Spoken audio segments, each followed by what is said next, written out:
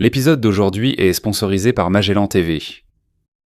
C'est une journée ordinaire pour le docteur Emmanuel Ngum Ngombe le 22 août 1986. Le chef du centre de santé du village de Saboum, dans le nord-ouest du Cameroun, a passé la journée précédente dans une ville voisine et rentre chez lui à vélo. Le trajet du matin ne diffère pas de ceux déjà faits par Ngombe. Cependant, il se souviendra de ce voyage pour le reste de sa vie. Tout commence lorsque Ngombe tombe sur une antilope morte. Il ne trouve pas cela trop inhabituel. Il attache l'antilope à son vélo et continue son chemin. Mais alors qu'il poursuit son voyage, Mb remarque d'autres animaux morts gisant au bord de la route. C'est une scène inhabituelle. Le docteur se précipite vers le petit village de Nios, près du lac du même nom, pour trouver des réponses. Mais ce qu'il découvre à la place est digne d'un film d'horreur. Des villageois morts gisent de partout, comme si une force invisible les avait tués. Il n'y a pas une seule âme qui vive. Mb est à la fois déconcerté et effrayé. Ce que Mb ne savait pas, c'est qu'un voile de mort s'était abattu sur toute la vallée du lac Nios, tuant plus de 1700 personnes. Ce qu'il avait d'abord pris pour une bizarrerie était en réalité un événement qui attira l'attention du monde entier, afin de découvrir ce qui avait causé cette mystérieuse tragédie. Troublé par ce qu'il venait de voir, Mbia se précipita chez lui à Woum, où il avait travaillé la nuit précédente, pour signaler la catastrophe dont il avait été témoin à ses supérieurs. La nouvelle de cet événement étrange parvint au gouverneur de la région du Nord-Ouest et atteignit rapidement le bureau du président Paul Biya. Biya ordonna une action immédiate, mais le lac Nios se trouve dans la région nord-ouest reculée du pays. Par la suite, il a fallu 2 jours aux troupes de l'armée camerounaise et aux équipes médicales pour atteindre les villages touchés par la catastrophe. Une fois arrivés, eux aussi ont découvert une scène apocalyptique. Les villages les plus touchés étaient Nios, Saboum et Cha. Des cadavres étaient éparpillés dans tous les villages. Alors que certains des défunts gisaient autour des huttes, d'autres ont été retrouvés dans des ruisseaux voisins et plus loin dans la forêt, ce qui indique qu'ils fuyaient quelque chose. Contrairement à eux, d'autres victimes ont été retrouvées allongées dans leur lit, ignorant ce qui les avait frappés. Tous avaient en leurs vêtements couverts de ces taches rouges grasses et énigmatiques et semblaient être morts par suffocation. Le bétail, la faune sauvage et même les insectes ont tous été décimés par cette mystérieuse source de mort. Toute vie dans la vallée a été anéantie, sans qu'aucun indice ne permette d'identifier la source.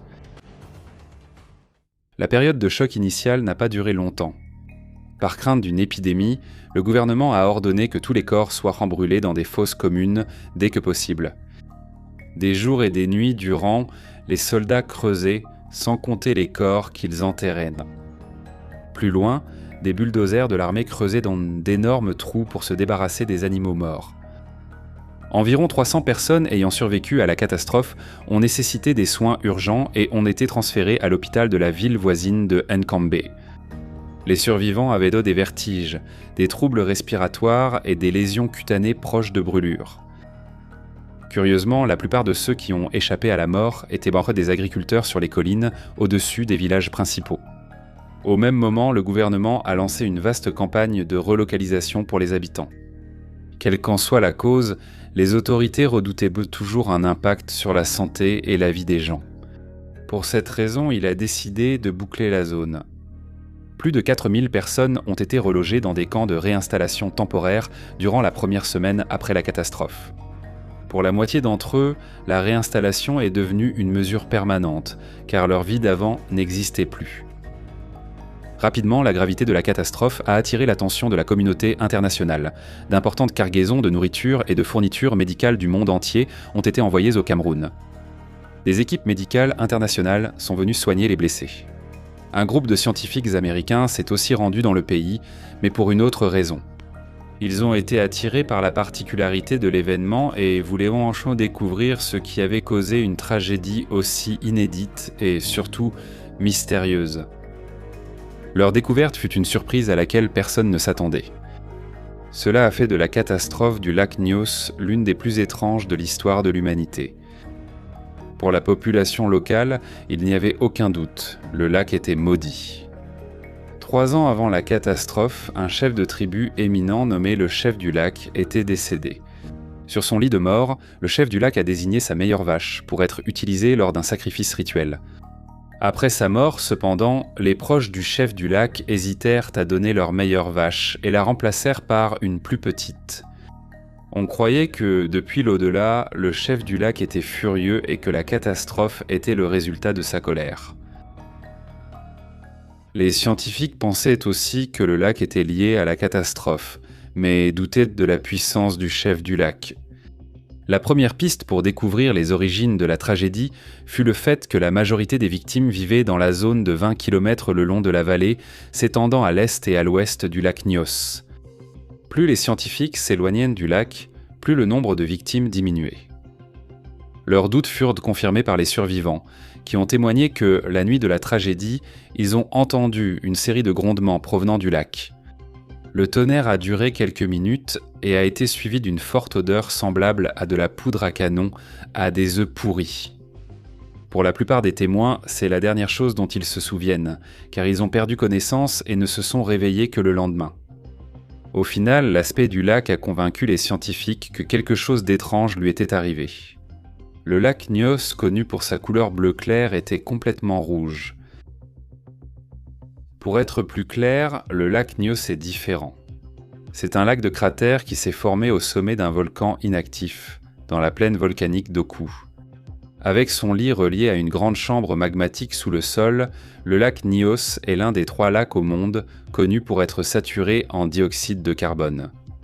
Comme la plupart des lacs, il est stratifié thermiquement, ce qui signifie qu'il possède une couche d'eau chaude flottant sur une couche d'eau plus froide et plus dense. Dans les lacs typiques, ces couches ne se mélangent pas en raison des variations de température causées par la pluie, le temps froid et le vent soufflant à la surface de l'eau. Cependant, dans le cas du lac Nyos, en raison des conditions climatiques tropicales, la température de l'eau est exceptionnellement constante de la surface jusqu'au fond. En conséquence, les couches ne se mélangent pas, ce qui empêche le dioxyde de carbone au fond du lac d'atteindre la surface et de s'échapper dans l'air. Au lieu de cela, il s'accumule et se dissout dans l'eau en raison de la forte pression au fond du lac.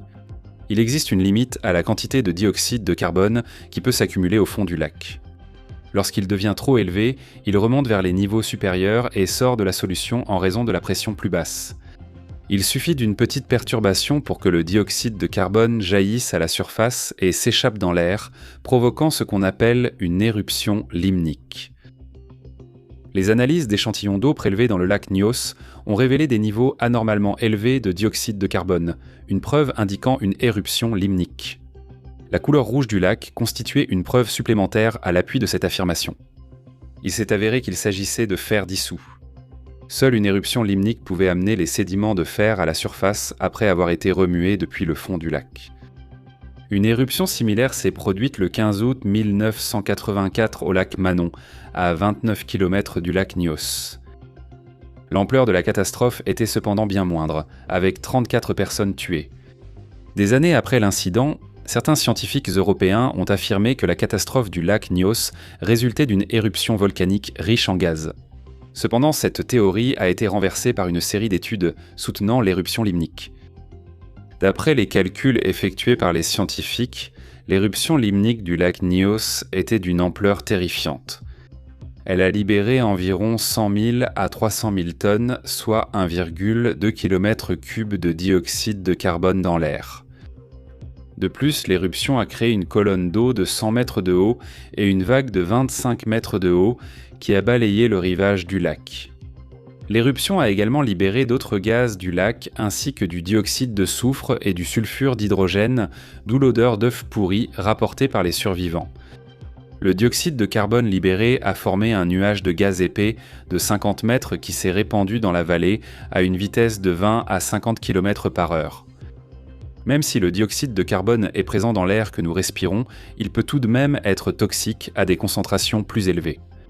Étant un composé plus lourd, il déplace complètement l'oxygène dont le corps humain a besoin. Sans oxygène, l'organisme humain ralentit et ne fonctionne pas correctement. Un mélange d'air contenant 10% de dioxyde de carbone peut provoquer des convulsions, des comas et la mort. Imaginez 300 000 tonnes de dioxyde de carbone se répandant dans la vallée du lac Nyos. Les chances de survie étaient minimes.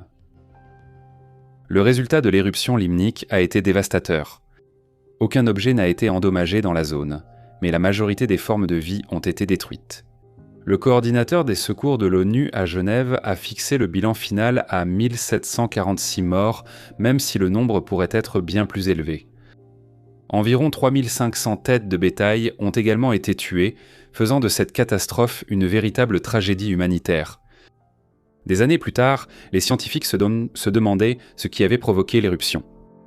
Plusieurs théories ont été avancées. Glissement de terrain, tremblement de terre ou refroidissement de la surface de l'eau à cause de pluies massives dans les jours précédant la catastrophe. Cependant, il n'existe à ce jour aucune preuve claire de ce qui a déclenché l'éruption de dioxyde de carbone. La seule conclusion que les scientifiques ont pu tirer était que le lac Nyos accumulait à nouveau du dioxyde de carbone. Le mécanisme de l'éruption gazeuse restant inconnu, une nouvelle catastrophe pourrait survenir. En ce qui concerne la prévention de futures éruptions, les scientifiques ont trouvé une solution étonnamment simple, mais qui sauve des vies. Après la catastrophe, les scientifiques ont passé 10 ans à chercher une solution pour éviter qu'un tel événement ne se reproduise. La solution la plus prometteuse consistait à installer des plateformes avec des tubes de dégazage. Le mécanisme était composé de tubes atteignant juste au-dessus du fond du lac et d'une pompe à eau. La pompe permettait de remonter l'eau saturée de dioxyde de carbone du fond à la surface. Une fois que la pression est suffisamment basse, le dioxyde de carbone se libère de la solution et se disperse sans danger dans l'air libre. Le premier tube a été installé en 1995 et a rassuré les scientifiques sur le fait que le plan pourrait fonctionner. Un autre tube a été installé en 2001 et deux autres en 2011. Le système permettait de libérer une quantité de dioxyde de carbone équivalente à la quantité de gaz qui s'accumule au fond du lac. C'était une méthode simple mais efficace pour prévenir une nouvelle catastrophe semblable à celle de 1986. Aujourd'hui, le lac Nyos a toujours la même couleur rouge-fer qu'il a prise après l'éruption limnique. La vallée du lac est vide, avec les ruines d'anciens villages autrefois prospères. Regardez cet épisode ensuite si cette vidéo vous a intéressé. Merci de mettre un j'aime et de laisser un commentaire si vous souhaitez soutenir la chaîne.